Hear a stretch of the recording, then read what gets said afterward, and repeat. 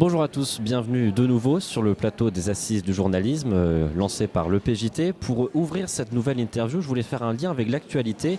En septembre dernier, l'Institut Jean Jaurès a publié une étude selon laquelle un Français sur deux est sujet à la fatigue informationnelle, un sentiment de saturation éprouvé face à une actualité anxiogène, mais qui est aussi liée à la manière que l'on a de s'informer.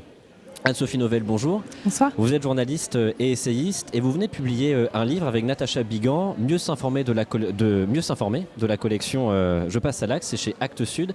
Qu'est-ce qui vous a poussé à écrire ce guide ? C'était un livre auquel je pensais depuis très longtemps, depuis mon enquête sur les médias, le film Les médias, le monde et moi et le livre qui en découlait, Les médias, le monde et nous.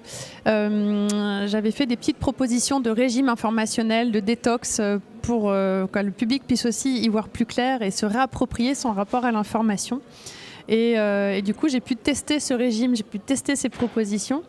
J'ai fait plein de rencontres de personnes qui ont déconstruit leur rapport à l'information pour se sentir mieux et arriver à avoir de meilleurs débats avec leurs proches.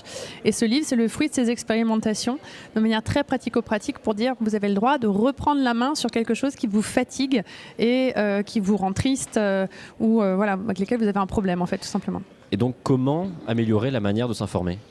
Alors, il y a plein de bilans à faire un peu personnels, d'introspection, pour essayer de comprendre ce que l'on va chercher. C'est quoi une information utile pour moi dans ma vie quotidienne, pour moi avec mes proches, pour moi de manière plus générale peut-être dans ma profession, mais ça peut être aussi à l'échelle de la société.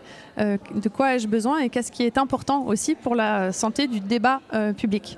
Et donc à partir de là, c'est aussi s'interroger sur le temps qu'on a à notre disposition, sur l'argent qu'on est peut-être prêt à y mettre ou non, mais la bonne information a un coût, donc il faut aussi être sensible et comprendre ça. Et puis à partir de là, je décline un certain nombre d'outils qui permettent aussi de s'équiper en fonction de ces besoins qu'on a pu identifier pour se simplifier la vie au quotidien en la matière. Et selon vous, comment est-ce qu'on peut lutter contre la fatigue informationnelle ?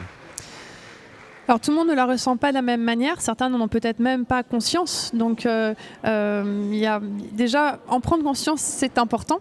À partir de là, c'est est-ce qu'on a besoin de se faire une bonne détox tout coupé pour se dire finalement est-ce que je connais bien le monde de l'information ? Est-ce que je sais bien l'utiliser ? Est-ce que je ne me suis pas laissé dépasser par les outils, les médiums, les notifications, les alertes ?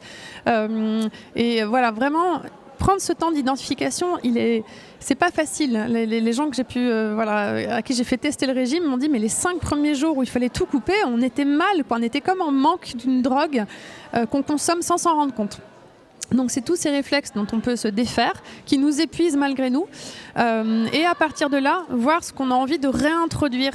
Ça varie d'un individu à l'autre, j'ai envie de dire. Et donc finalement, est-ce qu'il y a une recette idéale pour s'informer ? Je propose quelques recettes. Je ne sais pas s'il y a une recette idéale parce qu'on est tous très différents. Mais en tout cas, il y a des réflexes que l'on peut avoir. Il y a ce qu'on appelle l'esprit critique que l'on peut muscler un petit peu. Il y en a qui parlent de yoga de l'information également. Donc c'est surtout, moi, ce que j'ai toujours qualifié d'hygiène informationnelle. C'est peut-être pas un joli terme, mais c'est dire ayez conscience qu'on a une santé mentale. Et c'est important de la préserver. Et c'est comme la santé dans l'assiette. Voilà, ce qu'on se met dans le cerveau est aussi important que la qualité de ce qu'on mange pour notre corps.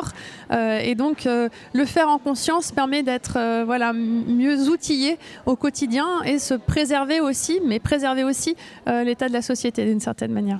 Très bien. Merci beaucoup Anne-Sophie Novelle d'avoir répondu à mes questions.